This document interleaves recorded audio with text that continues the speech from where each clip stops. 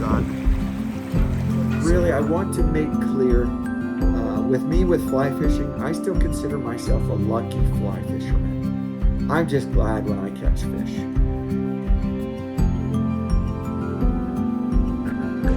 Man, is that a wild rainbow then? That could be a wild rainbow. Fresh from the river itself. Look at that guy. Oh, good fish, and there he goes.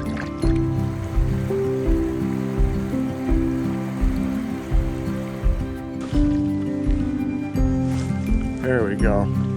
Mended right away.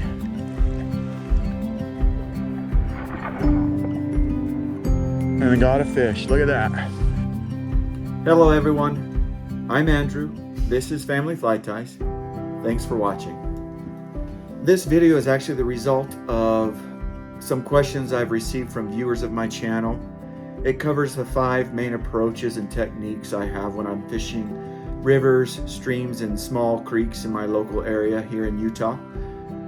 I thoroughly love the bodies of water here that we have to fish, and I hope you enjoy this video. My first approach when I'm beginning to fish any river, stream, or local creek is to see the type of flows that are out there. This is something pretty much is redundant, something every fisherman probably knows. So this isn't going to be anything new. There are 4 main flows of water that I look to fish: a run, a seam, a pocket of water, as well as eddies. Those are the 4 main flows that I look for when I'm fishing. My favorite is the pocket, but let's begin with runs. Runs are simply the faster moving flows of the river or creek or stream that you may be fishing. They are typically harder to fish if you're just using an indicator type style like I do. If you're using a bounce rig that's popular on the Provo River or other places, or Euro nymphing, runs can be very, very good places to catch some larger fish. The second flow is again the seams, and that's your slower moving but still faster moving water in between the slower moving water in your runs. And there's some good fish. That's a great feeding realm for the fish to be in, for the food coming down. And so that's a great place to make sure you're fishing in those seams. And my third and fourth approach, which can be combined in one, is the pocket and eddies. These are my favorite parts, my favorite flows to fish within the rivers and streams I fish in. Mainly because they're easier to mend, easier to recognize the flow that when you're going with the flow, and easier to get your nymphs to the bottom where the fish are feeding in those pockets and eddies. I have no question whether or not I'm on the bottom when I'm in a pocket or in an eddy. Unless, of course, you're fishing in deeper water like on the Green River. But when you're fishing in Provo or other streams like the Weber River and other areas, those flows, those pockets of slower moving water and eddies, you can pretty much adjust your depth to the right depth and be where the fish are. In those things, when I'm catching sticks, fish sticks, I love it because that's an indicator that I'm right where the fish are, that my bugs are going to be where the fish are feeding. And so I know I'm going to catch in one of those holes at some point with the bugs I'm using. My second approach, and one of the most important approaches, is the bug, the fly I'm going to use. The first is the type, second is the bead size, third is the depth and speed of the water I'm fishing, and what I used the previous year. So let's go with type. There's different types of bugs that you can use, flies that you can use if you're nymphing, which is my main style of hook I use right now are jig hooks, or anytime somebody sees my bugs on the water, they're always saying, oh, you Euro nymph. And I don't Euro nymph yet. I want to get into it, but I mainly indicator with a double tag. So I've got a point fly and a tag fly. And it's mainly a jig fly that's going to be the point fly. if I'm using both as jigs. Um, if I'm using a standard curved hook or a standard where the hook points down, that is gorgeous. That's usually going to be my point fly, and my jig fly is going to be on the bottom. I find I get less hookups on rocks when I'm using a jig as the tag fly. But most of the time I'm fishing 2 jig flies. My point fly is always going to be a 3mm to 4mm bomb top fly to get the flies down quicker to the depth I want them to fish. I do use smaller flies on the creeks and small streams I fish. But if I'm fishing a bigger body of water like the Provo River or the Green River, I'm using a 4mm. The least is a 3mm bead size, tungsten, always. I rarely use brass anymore. My beads are now always tungsten. I find they get to the depth I need them to get to when I'm fly fishing. My bug patterns follow traditional approaches, so main patterns that have been profitable, that are good flies, like the Tasmanian Devil is one that was really killer at the end of last year for me. The Silver Bullet was another great pattern for me. I have my own flies that have been really successful as well. My Bebop fly, my Prism Torch has been really killer in the beginning of this year. I like and a couple other flies that I've made and that have just been excellent. And so these are the style flies I'm using that are in my boxes, as you can see here. They have been what's working for me. I mainly fish a 16 to a 12 in flies. I rarely go below a 16 when I'm nymphing, which is very different than what I was told on the Provo. I was told if you go bigger than a 16, a lot of times you're not going to be catching, and I catch just fine from 16 to 12s. I do go into a size 20 every now and then at 18, but I rarely fish below a size 20 when I'm fishing. I have had success on a size 24 on a midge, but my main success again comes from flies that are between hook size of 16 to 12. The third approach or technique for this video is presentation. Presentation, although third in this video, is probably the most important part of my fly fishing experience. Once I understood how to drift, how to mend, and the bounce on the bottom, I started catching a lot more fish on the Provo River. Skunks rarely happened. I've only been skunked once last year and once this year, early winter. But previously it was a common occurrence. And so it's been nice not to experience that. Even 1 or 2 fish is a great day. But now I'm upwards of good days being 6 to 10. Great days being even more than that. But my fly fishing experience changed when I understood how the importance of a drift, the importance of mending, and the bounce on the bottom.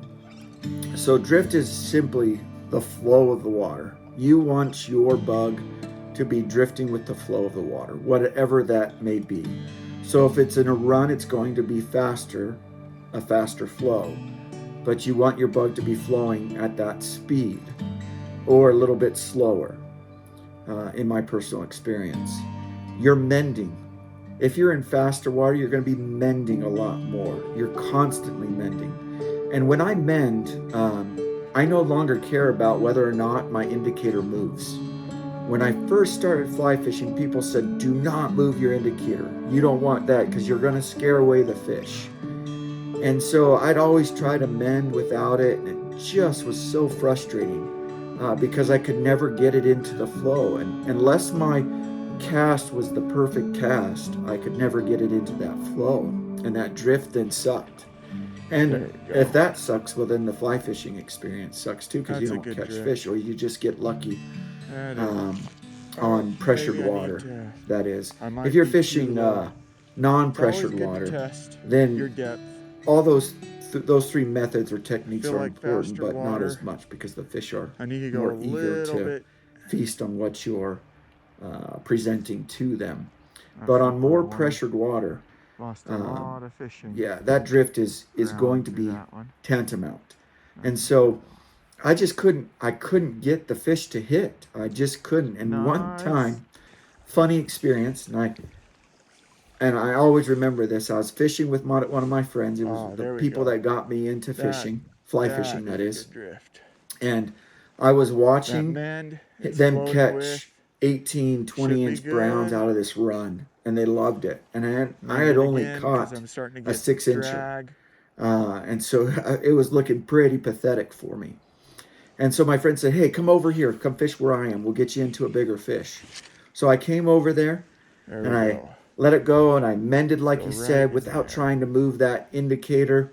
Come on. And as that indicator Yes, was that moving, was a he's like, "That's a fish. fish." Haha. And I didn't set the hook. And that happened 4 times. He's all, "That's a fish. That's a fish." And after the 4th time, he got frustrated with me. "Get out of my way." And I moved out of his way. And that's okay. We're friends. Moved out of his way, and he throws it in. Very first cast, he's on an 18-inch brown. It was also the first time I understood that when you're looking at the indicator, you're not just looking at a down bobber, right? You're looking at ripples. You're looking at any unnatural movement. And what I didn't recognize at the time is that the indicator was just moving contrary. So instead of going with the flow, it was going sideways to the flow of the water. And he knew that was a fish, and I didn't. I was too new. But he was also one that taught me, don't move that fly. I mean, don't move that indicator. And so I wouldn't. Then I watched a video of a guy bending, and he was it was in faster flow, and he was moving that indicator and wasn't worried. And the moment it got into the flow, I saw that indicator go down. He nailed a fish and landed a fish, set the hook on the fish and landed the fish. And I was so impressed. And he was moving that indicator. And so I stopped Oh, caring about whether or not the either indicator bottom or moves. fish, I just missed. Depending on the water I fish, I'm not concerned if it's going to spook the fish. If you have what Oh, they're nice. Go fish. feeding on, that indicator move is rarely, in my experience, going to, on most of the waters I fish, going to spook the fish. Oh, that's a In good clearer fish. water, yeah, you might want to Good be fish. more hesitant on Right that. But there. I care more Time to let about the him go. drift. I care more about mending and where I'm at, the depth, the bounce of the water. I want one of my flies on the bottom. I want to see my indicator ticking or bouncing. I want to be able to see the difference between a fish hit and a rock hit on the bottom. Because I know if I'm on the bottom, I'm where the fish. And as I mentioned before, I love catching sticks now. I Okay, know if gonna I mend catch a that. stick, That I'm wasn't a where the very good fish are mend, going but to it's be. still on the So if I drift. catch a stick, I So we're might still good. raise it a little bit, but most of the Now I'm time I gonna mend don't, and again I though. just That let it wasn't very bounce on that bottom. what I wanted, Um, but I got and a that's fish actually anyway. where the bounce rig comes in, right? For those that do on the Nice Provo. But brown. for me, Can't I don't use the complain. Time to bounce get rig. him I in. standard fish. I don't use any slip weights or anything like that. I always use heavier tungsten beads to get my flies where they need to be. And I found that to be successful for me. But with mending again, I do not There we care go. if I'm moving Mended my right indicator. away. The only time I care is sometimes I move my And I indicator got a and I get fish. out of Look the at flow that. I want to A fish in, good and that drift sucks. and a bug But they're the next time I go in, willing to hit when I will get land, into the depending on what fish water, I'm going to all mend the right time. away He's to get already, right oh into that yeah. drift. And I don't care if I Nice move my brown right there, indicator. guys. I haven't had experience. If I Can't spook one complain. fish up above, I don't care, because I Go know get there's going to be a another one. fish down below that's going to hit my fly. And so that comes with the presentation, and probably the most important part of my fly fishing experience: drift, mending, and whether or not I'm experiencing that bounce on the bottom, if I can. So the fourth method or approach, technique, whatever you want to call it, that I use in fishing is the number of drifts that you do. How many times do you drift before you move on? My experience, judge from the water and your experience of the water you're fishing. I have one river here in Utah. If I pass it 5 times and no hit, I will typically change both flies. Because in my experience, once you find the bug they're hitting, it's on. Within 2 casts, you're setting the hook on a fish. So if I go 5 casts, I'm done. I switch out. At max, I'll go 10 on those waters. Other times, like on the Provo, I go with whatever my heart feels. If that's 10 casts, if that's 15, if that's 20, sometimes I have a bug and I would just want to see if I can catch on it. And so that's 20, 30 casts before I change flies or I change holes. And so that's another thing.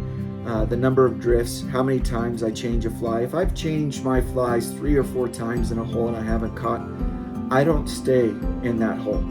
I know of some guys that will fish a hole for 3 hours. The only time I will do that is if I'm catching. If I'm not catching, I'm moving water. I'm moving holes. And so the majority of the time I fish on the Provo River or other waters, I'm probably traveling 2 to 3 miles, if not more some days, to get to different holes and fish different holes of water. And so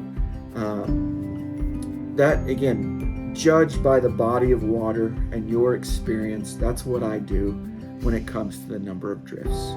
So my fifth approach, and again, a very important one, the order I have these in isn't really in any particular order.